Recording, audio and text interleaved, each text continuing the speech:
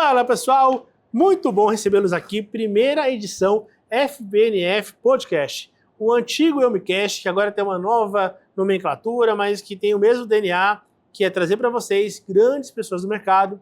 E hoje a gente está começando aqui nossa temporada, não podia ser diferente. Eu recebo um cara aqui que ele representa, na verdade, não uma instituição e não é um profissional do mercado, mas ele representa talvez a história recente da inovação que nós vemos aqui na nossa indústria de pagamentos, do setor financeiro, de banking. Então, eu recebo com muito carinho hoje Felipe Negri, que ele é CEO do PinBank Brasil e que é uma fintech com um pouco mais, só que assim, oficialmente uma década, né, de existência, que ela é também um player que acompanhou toda a evolução nessa última década, que foi a década mais movimentada, né, da nossa história da indústria em relação à inovação, surgimento de tecnologias. Então, o papo de hoje vai ser um papo que eu posso até trazer com segurança, que vai ser para mudar o patamar de quem nos acompanha em relação à percepção do momento, expectativas e o que está sendo feito nos bastidores dessa nossa indústria. Felipão, muito bem-vindo. Obrigado pela sua visita. Obrigado, Ronaldo. Um prazer. Bom, primeiro, eu espero que de muitos. Né? Assim obrigado seja. por também me chamar de um grande nome no mercado. Fico feliz em ouvir isso. Prazer. Acho que falar sobre temas que eu adoro, temas que eu gosto, temas que eu vivo, que eu durmo, acordo e, enfim, é boa parte do meu hobby também. Então, muito obrigado pelo convite. Até para quem está aqui, quando a gente tenha, antes desse início de gravação, eu faço sempre a mesma pergunta para quem eu recebo. Falo, cara, qual que é a coisa que te dá tesão em falar, paixão em falar? Porque para a gente aqui, eu não quero uma conversa burocrática, como nunca foi. Na verdade, aqui nosso DNA é de trazer mais leveza, no bom sentido, um papo de bar, para que você se aprofunde de forma leve nos assuntos. Então, Felipão, começando por tudo aqui, eu quero que você conte um pouco da tua história, que é uma história gigante dentro dessa nossa indústria, e que, assim, como eu falei agora há pouco, ela não somente ela é uma história vitoriosa, mas ela é uma história que é emblemática também, porque você vive a tua vida e a evolução do mercado caminham juntos, né? Você passou por muita coisa que poderíamos ficar aqui 10 horas gravando, você não contaria tudo que você viveu. De forma resumida, qual é a tua história, de onde que você veio, como que nasceu essa veia da tecnologia e inovação, até a sua entrada também, e aproveitando, traz pra gente aqui um pouco desse overview do que é o PinBank. Legal. Bom, história um pouco longa aqui, começar do comecinho mesmo. Minha formação é em engenharia mecatrônica, cara.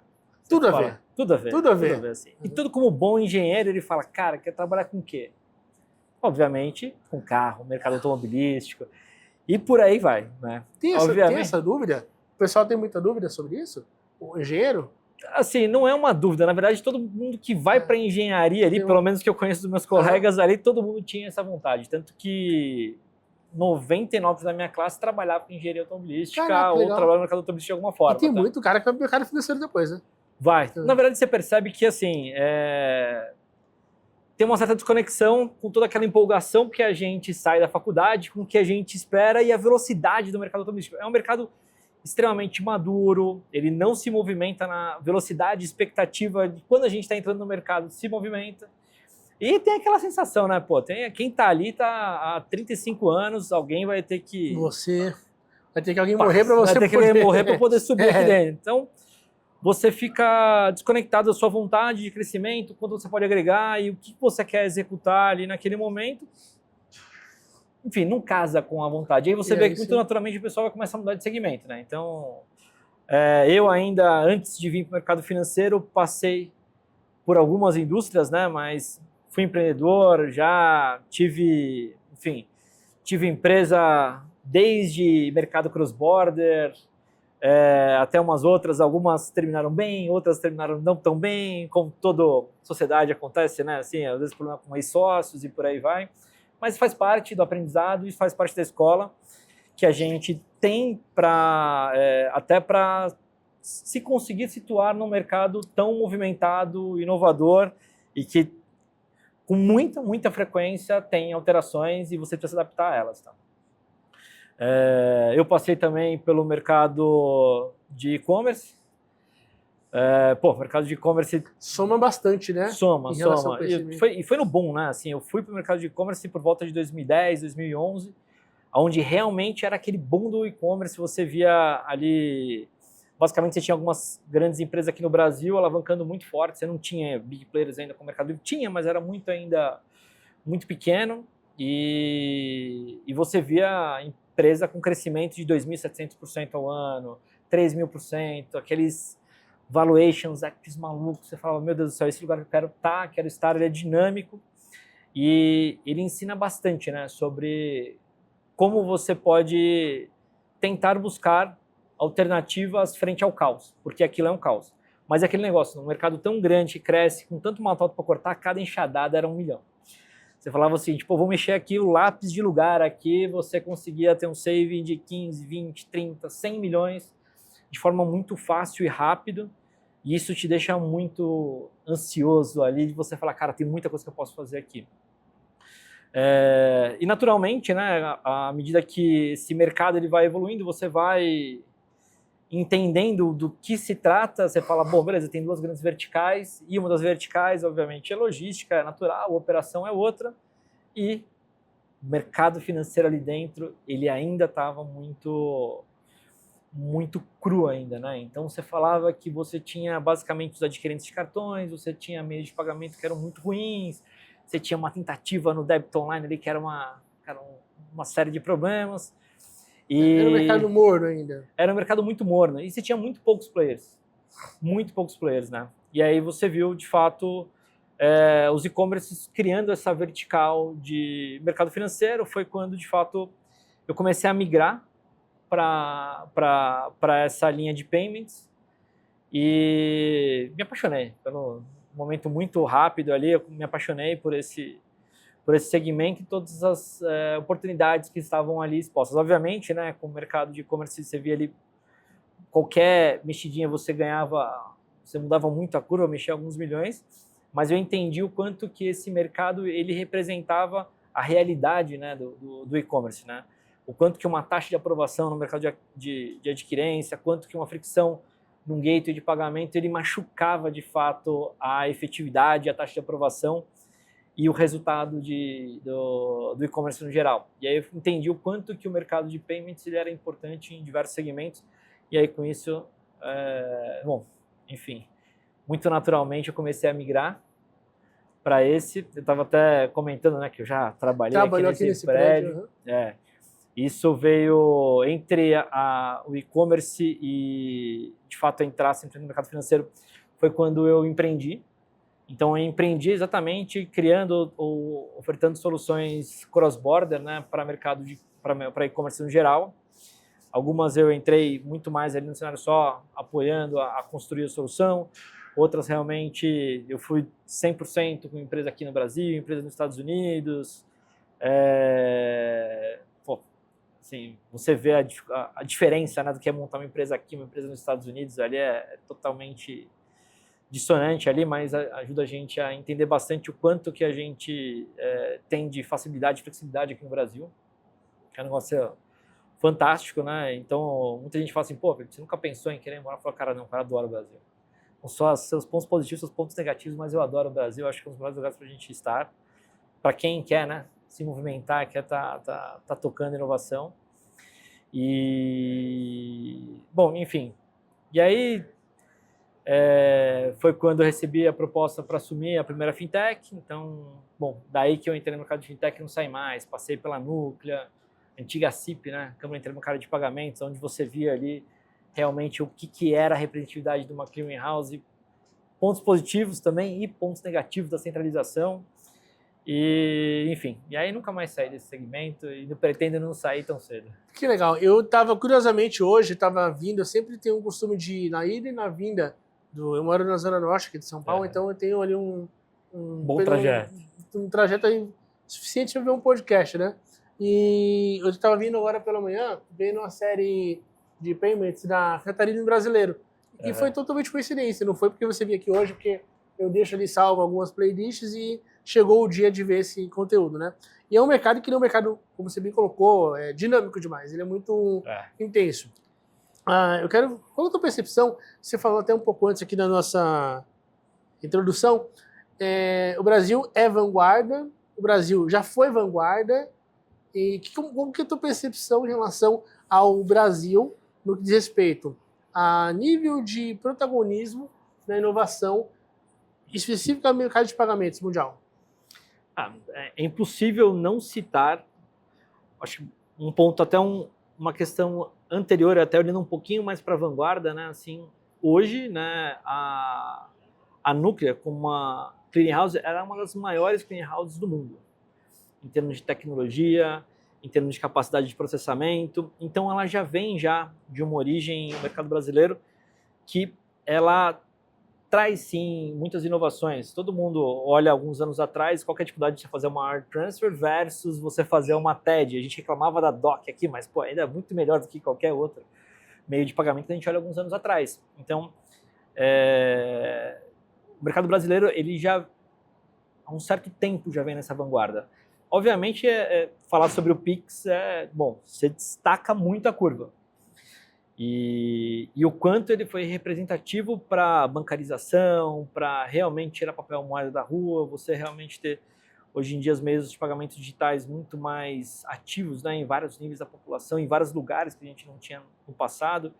A gente fala muito ainda, né, mas se você for, por exemplo, para o interior do Mato Grosso, Sinop, ainda tem muito cheque rodando ainda. Então, a gente tem ainda essa flexibilidade, evoluiu bastante, mas a gente consegue ainda se posicionar de forma muito à frente do que a gente tem executado como criação de rails de pagamento, né? E criação de rails de pagamento inovadores. Agora tem a questão da cripto, né?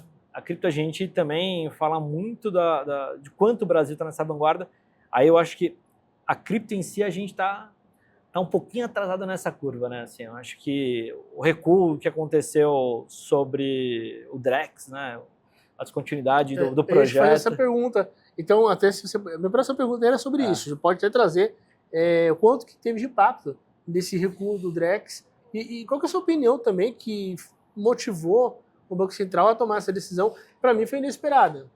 Foi inesperado, mas assim, a Pimem que a gente estava participando dentro dos grupos de trabalho, tá? E realmente não estava evoluindo grandes cases de uso ali dentro, tá? Assim, eu acho que esse é uma questão que foi bastante fundamental ali para, enfim, arrefecer os grupos de trabalho, qual que era a importância sendo dado e como estava sendo colocado, né?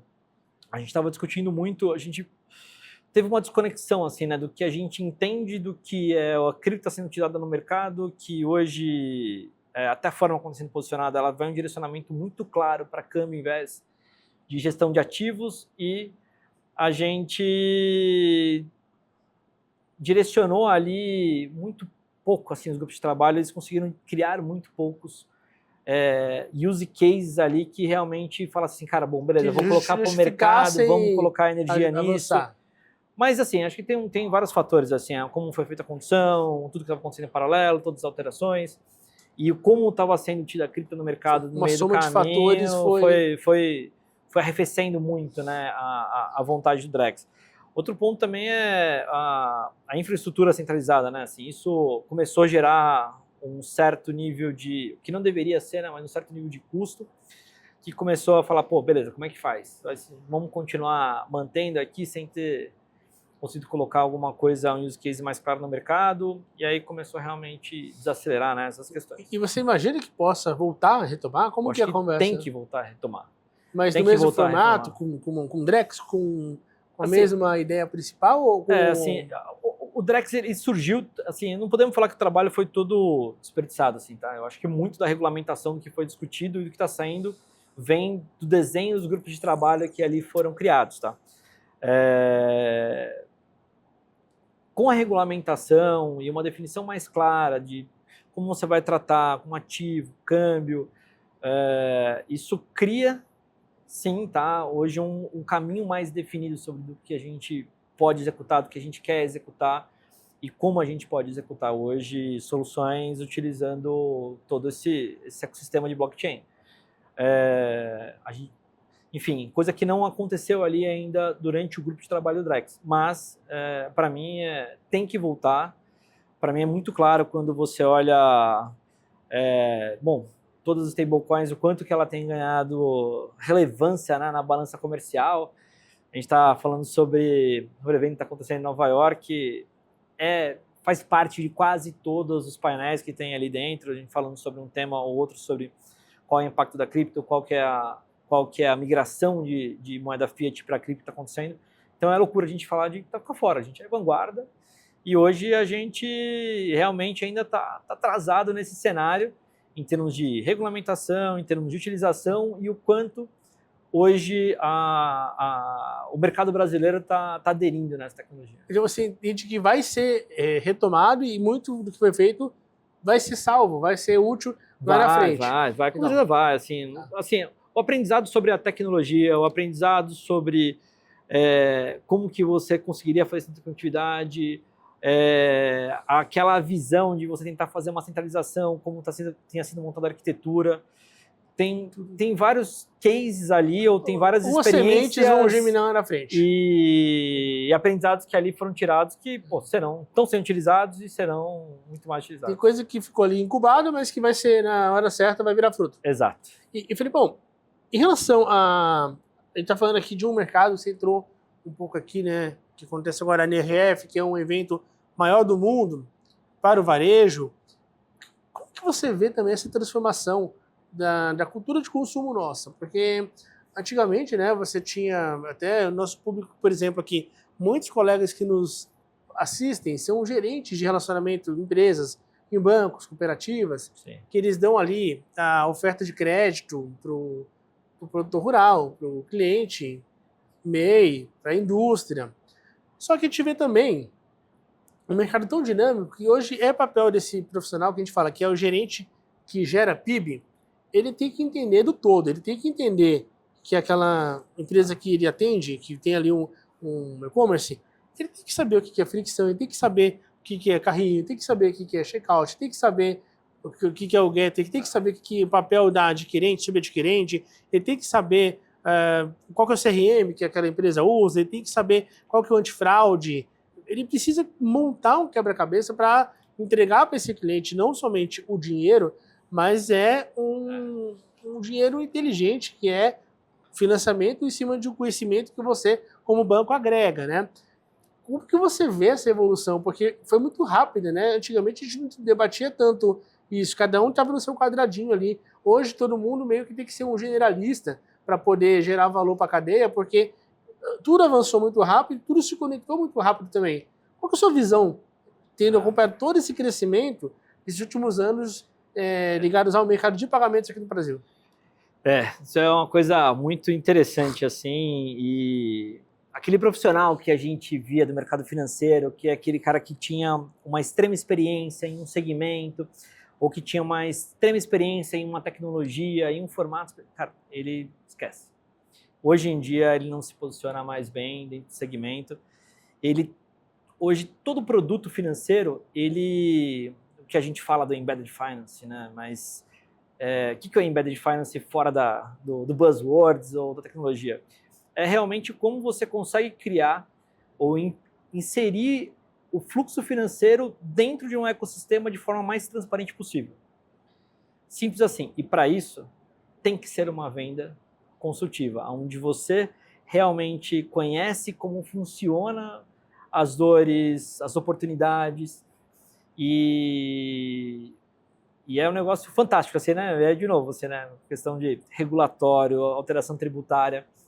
A gente tem um cenário que ele movimenta com velocidade, não é simples e tende a se tornar cada vez mais complexo, e o mercado de pagamento hoje em dia, ele hoje a porta, seja de informação para crédito, ou ele é a porta de informação para eficiência fiscal, e quem conhece e quem consegue trafegar muito bem entre todos esses assuntos, né, vai conseguir, de forma clara, conseguir ter mais sucesso e encontrar soluções dentro desses cenários, né? Lembro, assim, eu estava lendo um livro do Edmond Safra recente, ele estava assim, todo mundo tem que ser um pouco contador ali, né? Então, entender bastante contabilidade, como é que funcionam as coisas. Isso, mais do que nunca, ele hoje em dia, um cenário muito relevante quando a gente fala sobre parte tributária no Brasil. Porque ela é uma dor. Ela machuca bastante hoje em dia o empresário, e você saber utilizar bem todos os processos ali, você consegue realmente ajudar bastante todos os seus clientes. Eu estava até essa semana agora, você trouxe um ponto legal, estava falando com uma aluna nossa, você atende aquela empresa que fatura ali seus 250, 300 mil no mês, cara, que é o esposo, a esposa, pô, e ali tá, cara, é o sonho, tal, construindo algo. Esse cara tá acostumado a entrar no Instagram aqui para fazer um impulsionamento de um post lá da lanchonete dele. Agora ele descobriu desde o dia primeiro que, pô, o cara coloca ali 300, pô, ele tem que colocar ali mais 50, 60 de imposto. Então, você que é PJ, você tem que entender isso, porque não adianta você levar para o cliente ali um dinheiro, que é um dinheiro que pode ser mal usado e acabar não sendo uma coisa positiva, e sim, enfim, enforcar mais ainda aquele empreendedor. Por isso que é tão importante essa visão generalista. E a gente está falando de um lugar também, né, Felipão, que, cara, no início da tua carreira era muito mais difícil ter acesso à informação. Eu tô trazendo aqui hoje, e assim, curiosamente também, se você vê hoje no meu Instagram, depois a gente vai conversar sobre, mas assim, eu trouxe, curiosamente hoje eu vi um material da Cantarina de manhã, lá do Grande Marcão, e eu também trouxe um post explicando, para quem é gerente PJ, começou agora, o que é cada um dos agentes dentro da cadeia de pagamentos.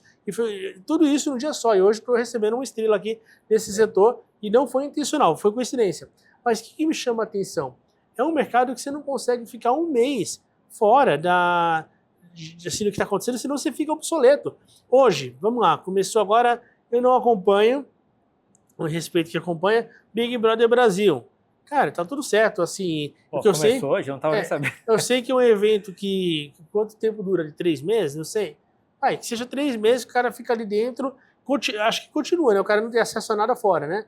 Deve ser ainda, não sei. O cara não tem acesso a nada fora do Big Brother, mas pensa, vamos lá, um cara que entra, dependendo da atividade do cara, o cara entrou, passou 90 dias, o cara não teve nada muito relevante no mundo dele que tenha, precisa me atualizar. O cara de pagamento, se ele fica 90 dias fora, ele volta, cara, o cara vai ter uma semana. Se ele tivesse entrado em outubro do ano passado e saído em dezembro, ele ia encontrar um cenário completamente diferente. Cara, fica maluco, né? O cara falou, caralho, todo no mesmo país? O cara fica maluco. Então, assim, é um mercado que ele é muito dinâmico. E aí eu quero que você traga para mim a sua percepção de quanto que a IA impacta nisso. Por quê?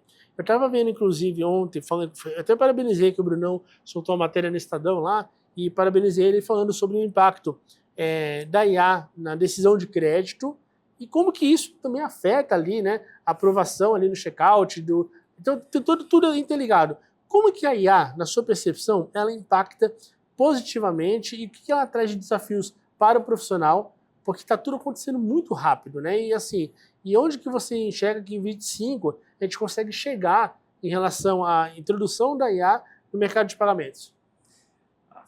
Eu diria que a IA hoje ela já está introduzida em diversos cenários do mercado de pagamentos. Tá? Assim, hoje a gente fala muito sobre, crédito é risco é o quanto você conhece daquela pessoa, daquela empresa, daquele indivíduo sobre o comportamento, e conhecer aquela pessoa são dados. Perfeito, então, assim, eu resumo muito. Quanto mais dados você tem, melhor você vai trabalhar. Uhum. Você fazer análises relacionadas a comportamento e a velocidade que a gente tem que fazer essas análises, você consegue hoje em dia aplicar com frameworks de IA de forma muito mais ágil e rápida, né? Assim, tá. Hoje, muito mais do que você ter uma análise pontual beleza, o Ronaldo, quero ceder um crédito para o Ronaldo aqui, ele veio solicitar, eu tirei uma foto do Ronaldo naquele momento, liberei um crédito para ele daquela situação. O quanto eu continuo monitorando se o comportamento do Ronaldo continua igual, para saber que a capacidade de pagamento ela se manteve ou não. ou ela está apontando para cima, está melhorando a situação. O crédito não é mais o resolver. fim, ele é o começo. Exato. Ele passa a ser. Ele começa. Então, assim, é o começo de um relacionamento onde eu tenho que sustentar isso. E essa velocidade que a gente tem que analisar, essa mudança de comportamento, essa mudança de volume de dados que a gente tem hoje, ela praticamente, diria que ela é muito possível, na verdade, sem IA. Até porque hoje em dia você criar um método preditivo baseado em scores, ela já não representa a nossa realidade mais. Assim. Isso vale para o positivo e também vale para o outro lado. Assim, né? Bom, me perguntou também esses dias recente sobre o que entende sobre biometria, pixelmetria e tudo mais, né? Assim, a IA, hoje em dia, tem uma matéria que eu vi recente, preciso até resgatar onde que foi, assim, mas existe uma tendência de que várias empresas deixem de utilizar a biometria por conta da IA. Por quê? Porque hoje a IA e a capacidade de ela criar seus pontos de informações, ela vai ser de fato um grande impacto para todo o modelo de biometria que a gente tem implementado hoje. E hoje a gente fala, puxa vida, tem que fazer um face match, um liveness para poder você fazer a validação de uma transação, você se sente super seguro. E aí a IA tá rompendo isso. E qual que é o próximo passo? Aonde que eu consigo combater com IA que a própria IA está sendo criada? Entendeu? Então, de novo, assim, o ecossistema ele é muito dinâmico. A partir do momento que a gente entende que tem uma tecnologia que ela vai ser disruptiva e vai agregar muito num cenário, tem outros cenários ali que essa mesma tecnologia está sendo utilizada para degradar algum outro cenário e você tem que trabalhar para corrigir isso. A IA ela existe para o benfeitor e para o malfeitor. Ela é uma ferramenta. Então, ela também estimula a quadrilha, o malfeitor a usar. Então, junto com o que você tem de alternativas para o cliente, você também precisa criar um bolsão de sofisticação para a prevenção. E aí, como que se eu não tiver uma trilha onde eu entendo qual é o comportamento do Ronaldo e eu fico validando aquilo ali, você pode botar o rosto 10 vezes ali, entendeu? Você é uma pessoa pública que tem vários vídeos. E aí, imagina o quanto que isso já pode ser agora divulgado ou pode ser distorcido. Pergunta assim, aqui você fala, eu quero opinião assim, coração aberto, tá? E a gente fala muito sobre a transformação do varejo bancário. E eu completo agora em breve 20 anos, e que eu tive o privilégio de entrar num banco, e quando eu entrei em banco, foi no Banco BV, na área de crédito, cara, era um caminhão de gente analisando ali dados que hoje, assim, né, operações que rodavam com algumas centenas de pessoas, hoje rodam com poucas dezenas e rodam muito melhor. Então o tudo foi evoluindo muito. Mas na ponta comercial do varejo, né, a gente está aqui na Paulista, você lembra bem, né, Felipe? Quantas agências aqui icônicas tinham? Prédio Branco do Itaú. E assim, o mercado não respeitou a história. Assim, a eficiência fez que fechassem agências históricas, né, dos bancos. E a gente vê agora no papel do profissional de banco do varejo uma ameaça real. Porque assim, antes eu tinha muito aquela coisa, a IA ela vai substituir não pessoas, mas quem entende IA, domina IA, vai substituir quem não entende IA. Só que ao longo do tempo, eu mudei de opinião. Eu acho que a IA, sim, já está substituindo pessoas que têm na ponta comercial pouca complexidade no que vende, pouco poder de decisão, pouca autonomia. Então, de fato, não faz sentido. Onde que você consegue enxergar como limite na introdução da IA e o impacto que ela traz nesse atendimento humanizado no cliente do varejo? Eu vejo as coisas de uma forma um pouco diferente nesse aspecto, assim. A partir do momento que a gente começa a ter um nível de automação muito forte, você vai consumir serviços básicos do seu dia a dia, como, às vezes, uma proposta de crédito. Isso sim vai ser automatizado, a IA vai ajudar bastante, porque, enfim, muitas pessoas nem querem estar falando com alguém para discutir uma questão de uma fatura de cartão de crédito atrasada, porque eles não querem. É do ser humano, eles não querem ficar discutindo a parte chata da vida deles, e aí você vê a automação funcionando super bem. Mas, quando a gente olha para o varejo, aonde você vê questões relacionadas a investimento, oportunidades que a gente estava discutindo aqui agora para o comércio, para a indústria, quanto que a proximidade com o mercado financeiro pode ajudar no negócio dela, isso, assim, eu não vejo Aí que a entra o IA ponto. Aí, rompendo essa barreira em tão curto espaço de tempo. Quando eu falei do varejão, eu pensei mais na pessoa física e naquele cara da agência que vende capitalização.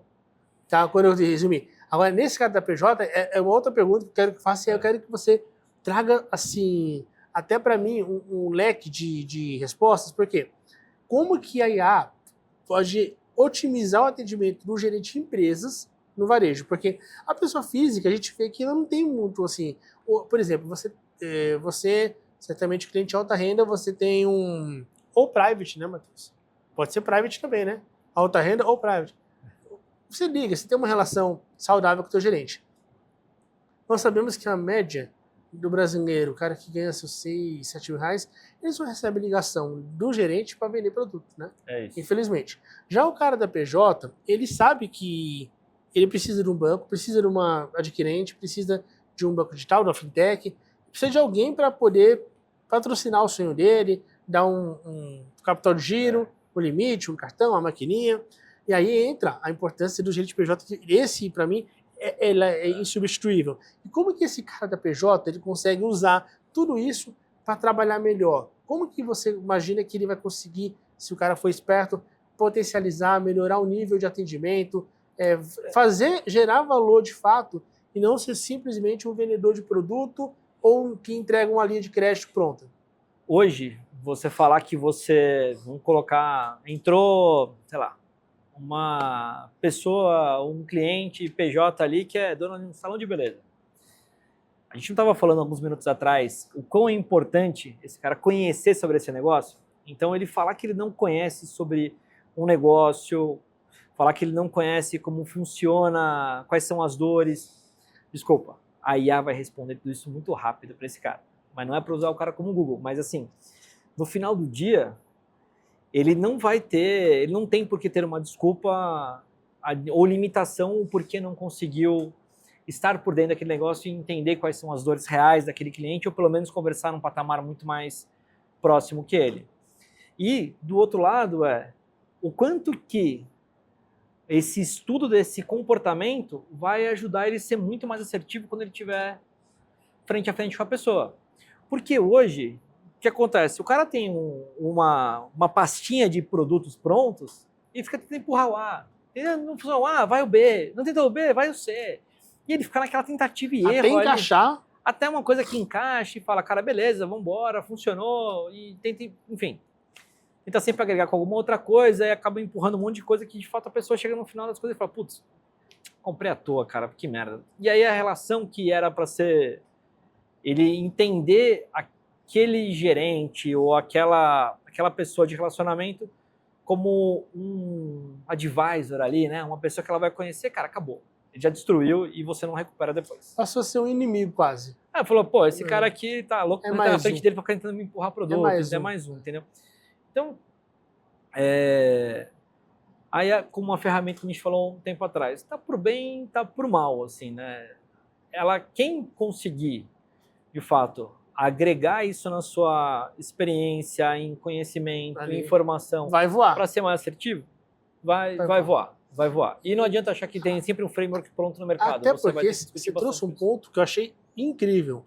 O cliente PJ Varejo, ele tem bastante cliente. Não é o cara do corporate que tem 12 grupos, 11 grupos. Não é o cara do middle que tem ali. É o cara que tem, às vezes, empresas de todos os setores. É muito importante você jogar... Você citou o seu exemplo aqui. Eu usei na conversa com um aluno um exemplo de uma hamburgueria. Eu coloquei, eu sou um gerente de empresas e vou atender uma hamburgueria. Quais fatores principais eu preciso me apegar em relação ao dia a dia, ao fluxo de caixa? Cara, o ChatGPT trouxe coisas ali que eu nunca tive. Eu como muito bem, como bastante e muito bem, mas eu nunca empreendi, eu não sei como que funciona nada de uma hamburgueria, de uma pizzaria. Cara, ele trouxe um nível de profundidade, explicando sobre que é desperdício, cara, assim, cara, a pitada de sal, na quantidade certa, ela gera tanto de resultado financeiro no final. Cara, tudo muito... Eu falei, pô, isso daí hoje em dia é uma ferramenta que a gente não tinha um ano e meio atrás, 2 anos atrás. É um baita de um potencial. Só que tem que saber usar, tem que saber perguntar, tem que ter o prompt para poder tirar ali da ChatGPT. E, claro, ser crítico para você também não ser o cara que vive à base do que a IA te traz. Só que você trouxe um ponto importante, porque nunca foi tão mais tão relevante quanto hoje, você conseguir entender o que o outro cliente, o que o cliente está fazendo, porque se você não entender, alguém vai entender. E a pessoa ela vai entender, ela vai cobrar mais que você e o cliente vai fazer, porque o cliente que tem o salão, como você bem colocou, ele está preocupado com qualquer coisa, com outras coisas. Ele está preocupado em entender a dinâmica de pagamento. Ele quer saber como que ele pode vender melhor, como que ele pode agregar valor para o público dele. Muito bom ponto que você trouxe. E todos os seus segmentos têm suas especificidades, né? Então, seja que nem o bar. O bar, o cara só compra cerveja se for à vista. Já uma hamburgueria, o cara paga, sei lá, os insumos, a carne em 30, 60, 90 dias. Então, como que funciona esse capital de giro do cara? Onde bate a dor? Qual que é o momento? Qual é o período do mês? Você consegue agregar ou ter informações muito relevantes que vão te ajudar a ser muito mais assertivo e não ficar tentando, quer o A, quer o B, quer o C, o amarelo, o azul. Isso é aquele cara chato. Você poupa tempo, né? E você falou agora um pouco de Sinop, né? E outro lugar outro mundo que te pôs também há 3 anos o pé o agro, e eu sou totalmente iniciante, mas já apaixonado. Como que você consegue enxergar? Você trouxe o ponto do cheque. Cara, é isso mesmo. Tem muito. Eu vi, numa das viagens que eu gravei até agora no YouTube também, no ano passado, só que assim não foi em Sinop, foi em Sorriso, que é um pouquinho... Colíder, um pouco mais para fora ainda de... Um pouquinho, deu 2 horinhas de Sinop ali. Cara, você vê negociação com calhamaço de cheque, né? E assim, Felipão, a gente continuando nessa ideia de que hoje é necessário, cara, entender muito o mercado para poder atender esse mercado, e essa mudança vai tirar de jogo também muita gente que ficou para trás, estagnou. Vamos falar aqui, voltar um pouquinho, Sinop. Você falou de Sinop, falou de agro, é um outro universo que também de 3 anos para cá a gente adentrou, e eu já posso te falar que, sendo um total leigo, nesses 3 anos eu já carreguei histórias muito legais. A gente vai gravar, depois você vai no nosso YouTube, lá tem muito vídeo gravando no Brasil todo, na fazenda, acompanhando como que funciona o dia a dia. E assim, para mim, o que me deixou muito fantasiado assim, com o agronegócio é porque o agro, ele, quando você chega de perto, você acha que ele é grande, ele é infinitamente maior. Você acha que viu, você tá vendo um grão, só que ao mesmo tempo, ele ainda carrega coisas do nosso passado que parece não ter evoluído, né? Então, a gente falou um pouquinho aqui nos bastidores, mas cheque, cara, é muito comum no agro ainda, né? Ele tá falando assim, evoluiu a CPR, cara, mudou um monte de coisa no setor, a tokenização chegou no campo, cara, a gente tá vendo uma evolução muito grande, mas o cheque está lá firme e forte. Como que a tecnologia, a inovação, ela consegue entrar nesse mundo tão grande, mas até um pouco fechado do agro, e que ele é composto por profissionais, por produtores rurais que muitas vezes têm cabelo grisalho e algumas décadas de soja, de milho, e resistência também a essas inovações que a gente está falando aqui, né? Assim, a gente tem que lembrar que quando a gente fala do agro, a gente está falando do produtor que ele é, enfim, dono de X mil alqueires, milionário, mas que é uma pessoa humilde, um pouco fechada em alguns aspectos, que entende muito daquilo, mas que também tem outros que já são extremamente abertos. Você tem até a pessoa que está ali realmente, seja um operador de colheitadeira, seja alguém ali realmente no campo que seja beirando ali a desbancarização ali em muitos aspectos. E ele traz essa dicotomia, né? Vamos falar assim, dentro de um ecossistema muito pequeno. Aí você fala assim, Sinop, ele está falando de Sinop aqui, né? parece que é uma cidade super pequena, mas é isso, você tem um cara extremamente milionário que está no terceiro jato e o cara ali que está realmente expatriado, enfim, veio de algum país e está tentando se recolocar e reconstruir aqui e começando ali no campo. Até as cooperativas, né, que são extremamente importantes para o agro. Assim, hoje é muito difícil você tentar identificar dentro desse cenário todo quais são as dores e o que. A gente está falando do cheque aqui agora, né? Mas o cheque tem uma questão enraizada hoje dentro da nossa cultura sobre o cheque, sobre a inadimplência do cheque, por que ninguém deixa atrasar um cheque, e o cheque é isso mesmo, assim, para as pessoas... você deixar um cheque voador ali, ou furar um cheque, era morte, ali era a tua morte social ali, numa região ou na informação, até como aquela história que você tinha cliente desde o quanto que isso era valorizado. E isso continua ainda em alguns aspectos e características de regiões que, cara, assim, ainda estão ali um pouco distantes do que a gente entende de velocidade. Mas não significa que eles não tenham acesso a isso. Significa que talvez essa tecnologia ainda não conseguiu absorver essa parte cultural que o cheque ainda está cumprindo ali. E qual que é essa questão? O Pix ele vai trazer o cliente desde como é que ele demonstra isso num lugar que é onde ele tem essa credibilidade, porque antes você andar com um talão de cheque mostrava, eu tenho crédito. Você falava isso no mercado, eu tenho crédito. Um bloco de boleto em casa, ninguém fala isso de você, entendeu? Então, são situações que... Como que as tecnologias são comportamentais, elas fazem parte de todo o cenário. Como é que a gente vai conseguir cumprir para, assim, um serviço financeiro, né? O que a gente fala, assim, algumas pessoas buscam serviço financeiro só para rentabilizar melhor, outras pessoas buscam serviço financeiro para ter o cartãozinho private, XPTO, mostrar que eu sou bem, para poder utilizar uma sala VIP no aeroporto e por aí vai. Assim, todo mundo viu o terminal, né, VTG, aquilo ali virou questão de status. Então, como que a gente consegue cumprir todos esses cenários dentro de um ecossistema que às vezes é até mais isolado e a gente não consegue criar um terminal BTG lá, entendeu? Então, são situações como essa que o cheque ainda cumpre em alguns aspectos e a gente ainda tem uma missão ainda, né? Que é disruptar essa frente. Talvez ali para o agro que a gente vê de inovação que possa ser, já tem sido, né, uma grande disrupção, é como que a gente consegue criar novas linhas de crédito através da tokenização, como que a gente consegue otimizar essa relação de garantias, inclusive, para as instituições financeiras ou o mercado de capitais e trazendo para o produto rural mais alternativas, né?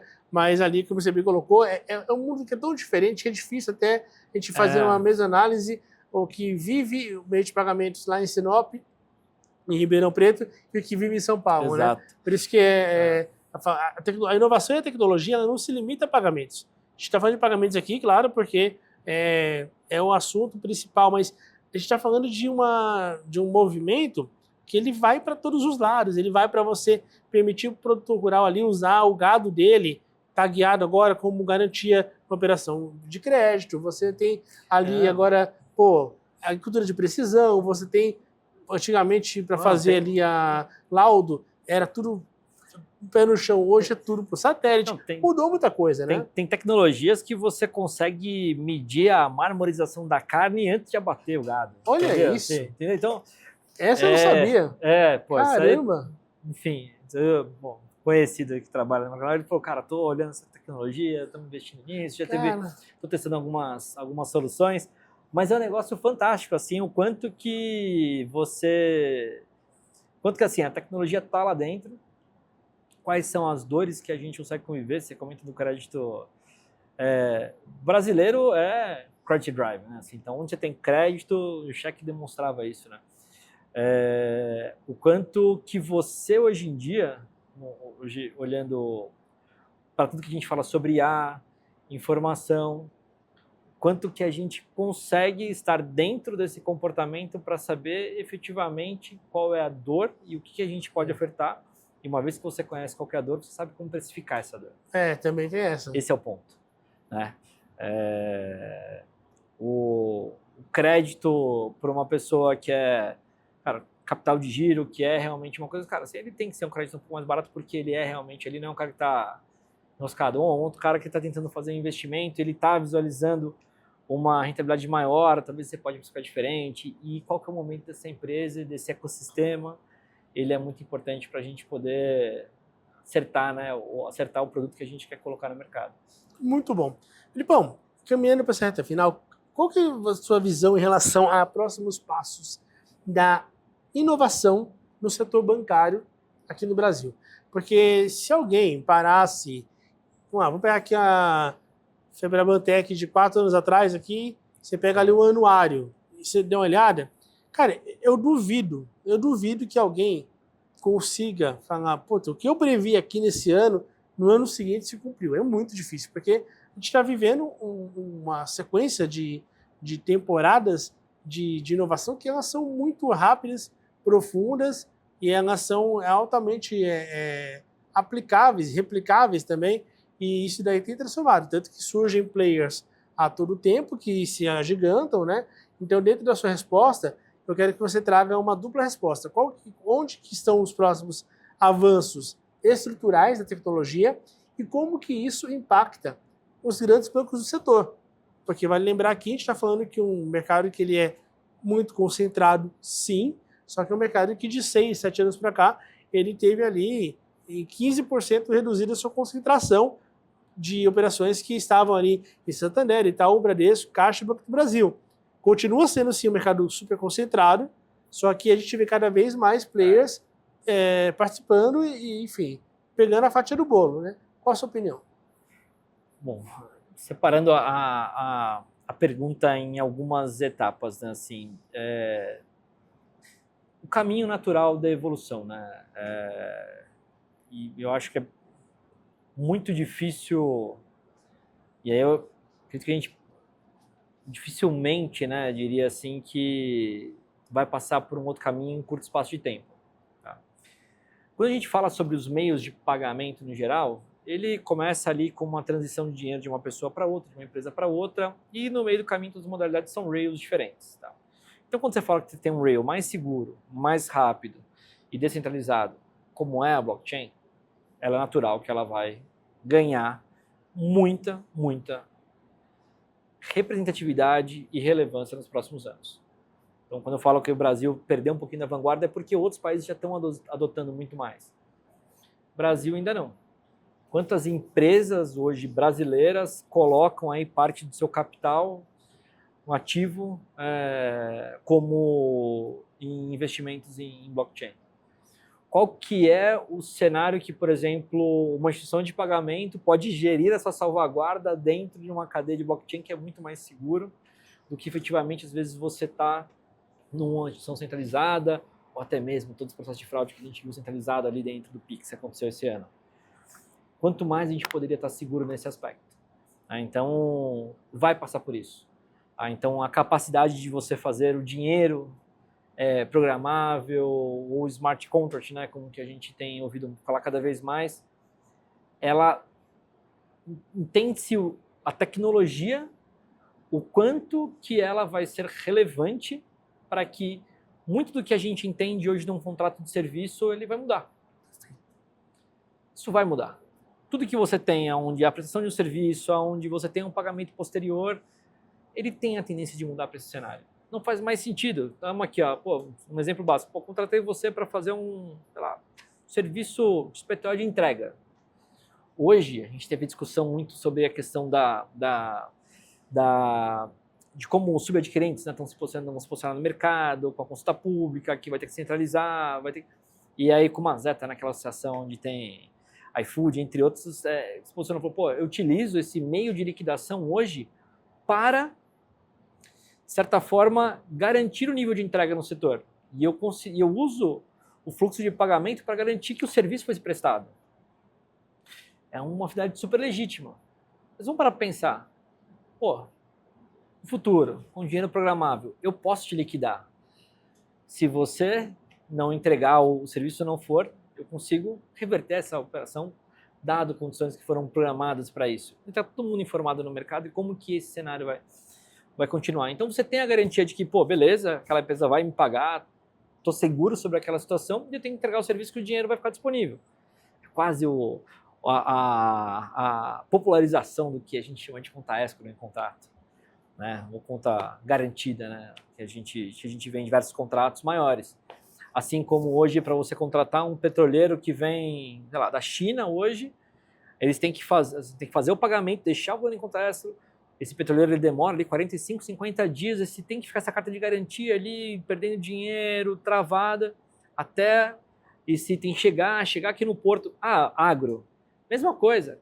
Quando a gente olha para a questão da CPR, bom, muitas vezes é só quando a safra chega no porto que eles falam, cara, beleza, libera, paga a CPR. Entendeu? Então, a CPR ela veio um pouco nessa linha, mas imagina você pulverizando esse nível de serviço, esse nível de garantia para todo o ecossistema. E quando eu falo todo o ecossistema, para todo o ecossistema de serviço financeiro. Então, quanto que isso disrupta um rail de cartão de crédito hoje em dia? A gente fala, pô, qual que é a dificuldade do Pix avançar sobre o cartão de crédito hoje em dia? São coisas assim, básicas, é a questão da garantia, onde, pô, se você fez uma compra por e-commerce, você pode fazer um chargeback, se a entrega não for realizada, isso te gera um nível de segurança. Você fala, pô, quero cancelar esse serviço, porque não foi entregue. E você pode executar esse serviço. Agora, se for no Pix, esquece. Vai depender do judiciário, muitas vezes. Então, a gente tem muito ainda para disruptar. E essa disrupção do que a gente está olhando sobre forma de serviço, garantias de serviço, ela está nascendo dentro do mercado financeiro. Isso eu acho fantástico. E aí, pode responder, tem uma pergunta que eu vou te fazer em relação a um fato aqui. Pode continuar, eu já vou continuar. Em relação ao que você colocou mesmo, de se for conta escrow, tudo, né? Vamos falar um pouquinho aqui, que tinha uma matéria que eu tinha visto há umas 2 semanas, que até eu mandei conversando com o Bruno Diniz, até perguntei para ele, quanto que isso daí está fazendo também toda a parte regulatória da nossa indústria se moldar essa realidade, porque você trouxe aqui, e eu tive uma matéria que fala um pouco sobre isso também, eu não lembro agora se foi, meu Deus, qual foi o portal, mas enfim, que falava um pouco sobre assim, hoje o ambiente de compliance das instituições financeiras, ele está sendo altamente provocado por conta dessas mudanças, né? O mercado está conseguindo acompanhar na velocidade devida essa, assim, o risco, a gestão de risco, ela está acompanhando o crescimento das possibilidades? Isso é um ponto extremamente desafiador, até como eu comentei da história da IA no passado. Assim, o que a gente entende de fraude hoje no mercado, ele é diferente do que a gente entendia de qual era o caminho da fraude de 4, 5 anos atrás.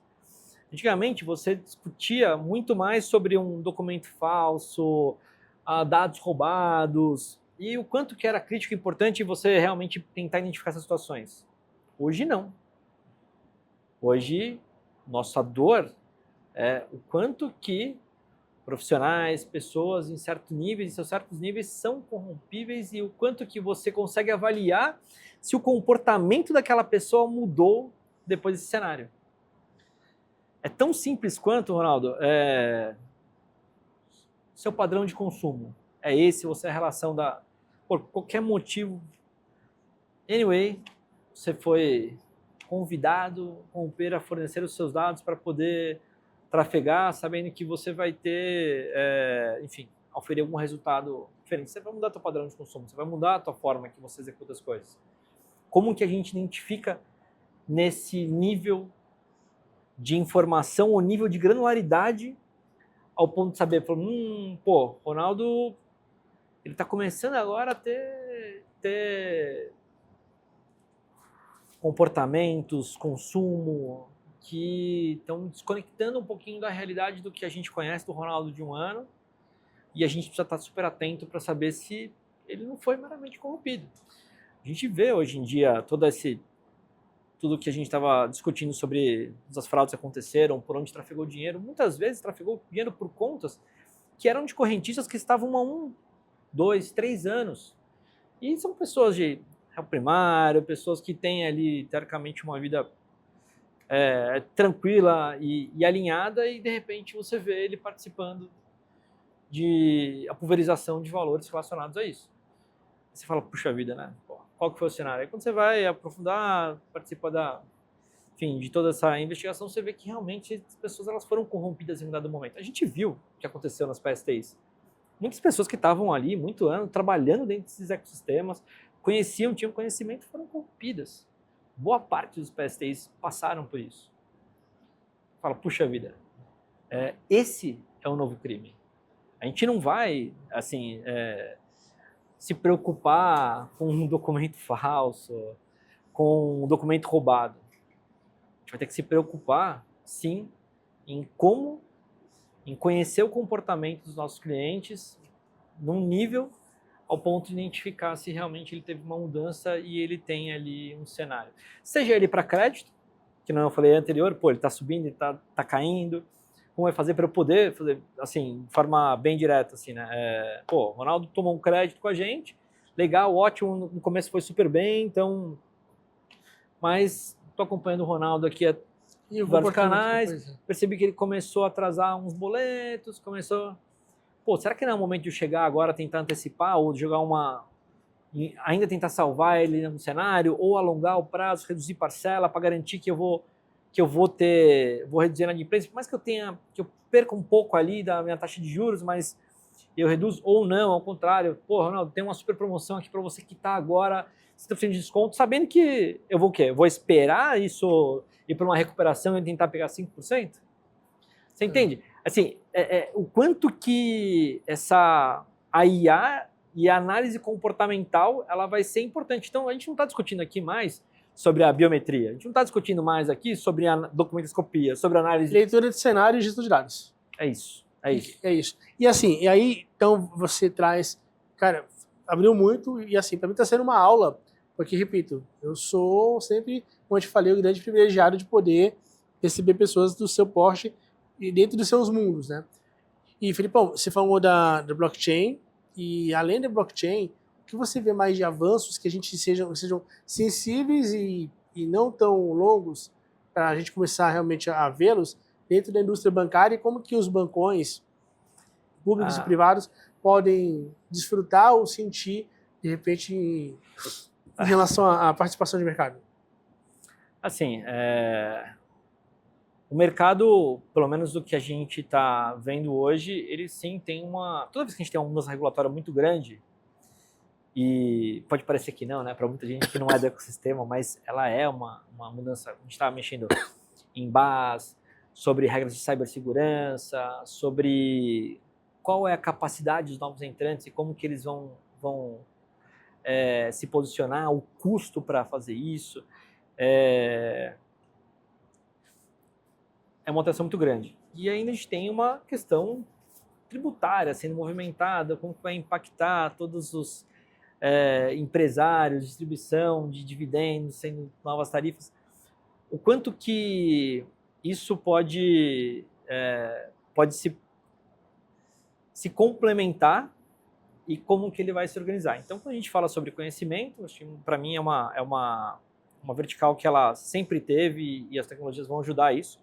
Então, o nível de conhecimento que você tem sobre esse cliente ele vai ser cada vez mais importante para determinar se ele vai ficar. E aí eu entendo, né, e eu vejo isso na pessoa física, pô, qual que é o nível de conhecimento ou qual que é o nível de importância que o Ronaldo vai ter dentro do Itaú ou vai ter dentro de uma fintech menor, onde o Ronaldo vai ser o cara que vai chegar, ele vai ter informação, as pessoas vão saber quem é o Ronaldo. Então, elas vão começar a querer procurar um pouco mais isso, esse nível de humanização, para poder entender que as ofertas de produtos eles vão ser mais aderentes, né? E aí a gente olha para o mercado PJ, né? A gente, bom, fazendo um paralelo até de indústrias anteriores, né? A história do 10 vezes sem juros. Pô, 10 vezes sem juros é cultural. Cara, você não tem 10 vezes sem juros, aqui, pô, você vai comprar um óculos de sol, né? Aquele bens é 10 vezes sem juros. Esse preço e esse custo financeiro, ele está dentro do produto hoje em dia.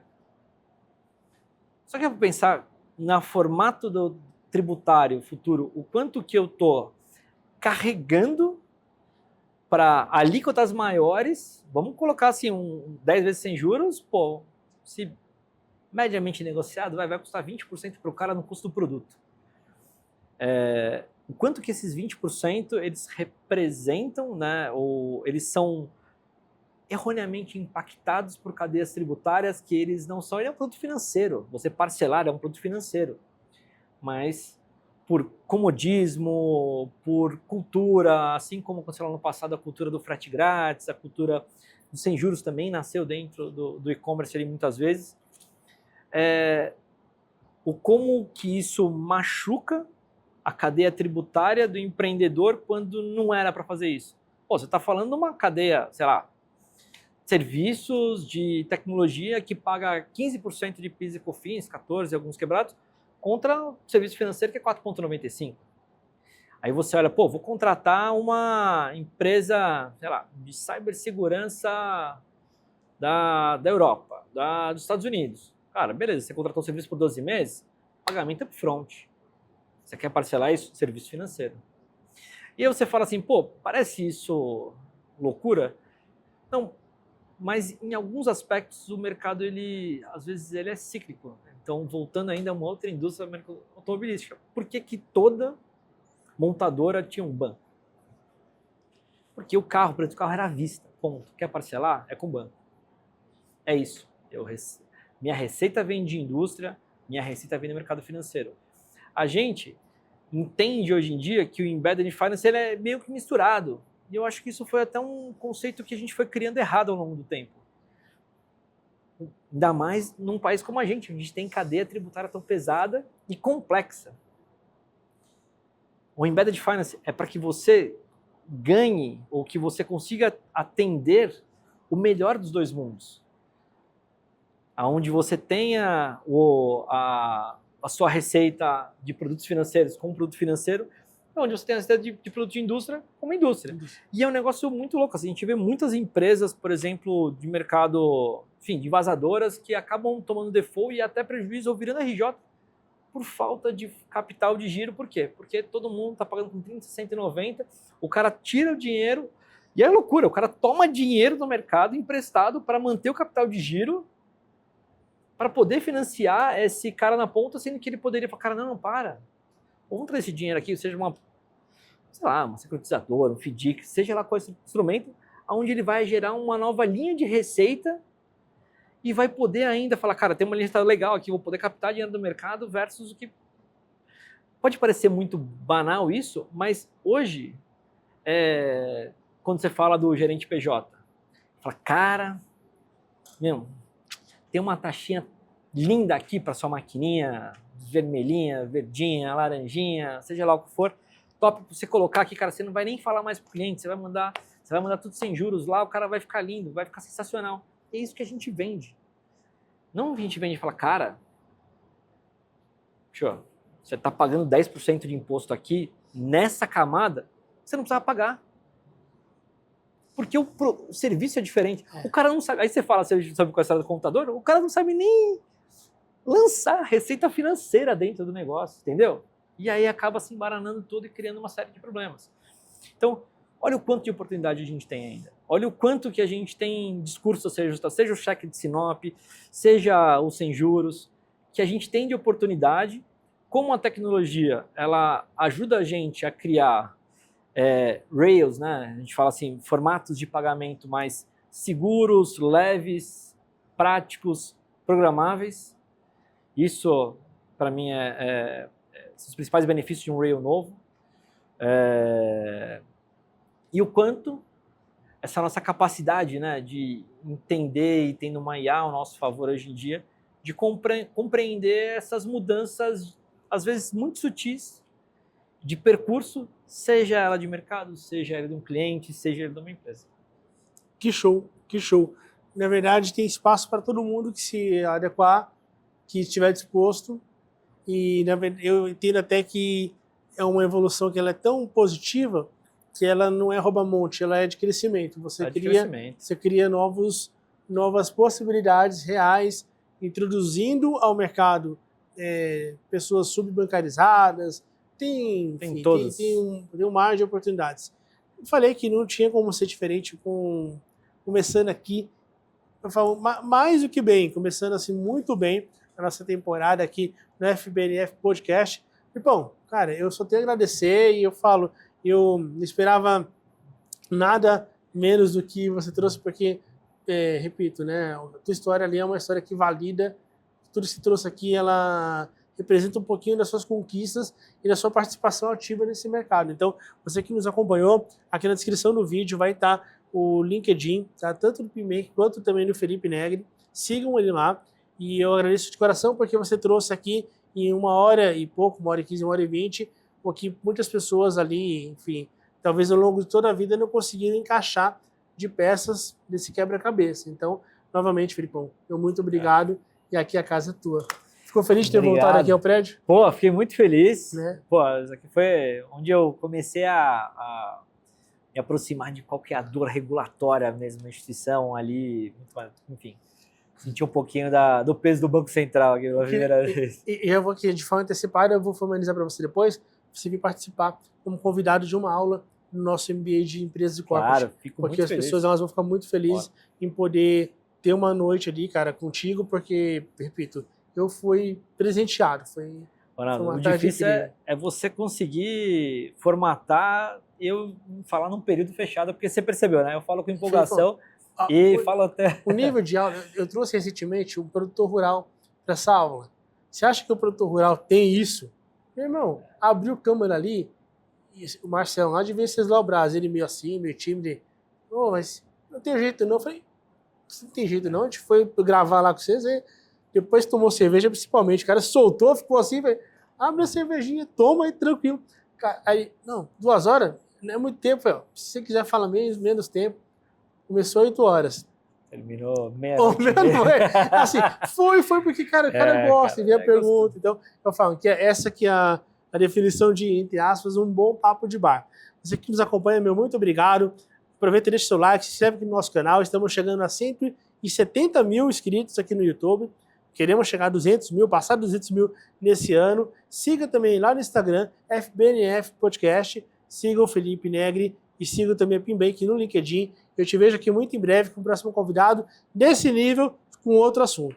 Um forte abraço, muito obrigado, bom 26.